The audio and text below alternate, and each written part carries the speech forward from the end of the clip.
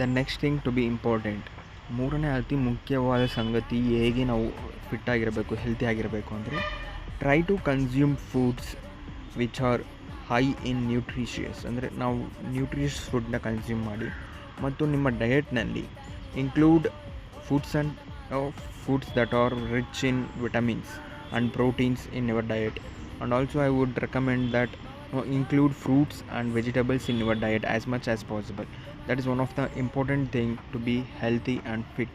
Okay, ನೀವು ತರಕಾರಿ ಮತ್ತು ಹಣ್ಣುಗಳನ್ನು ನಿಮ್ಮ ಒಂದು ದಿನನಿತ್ಯದ ಆಹಾರದಲ್ಲಿ ನೀವು ಸೇರಿಸ್ಕೊಂಡ್ರೆ ತುಂಬ ಉಪಯುಕ್ತವಾಗಿರುತ್ತದೆ. And instead of consuming meats and meat and alcohol, try to avoid that. Okay, try to consume as much as foods that are rich in vitamins, that are ಹಣ್ಣು ಮತ್ತು ತರಕಾರಿಗಳನ್ನು ಹೆಚ್ಚು ಸೇವಿಸಿ.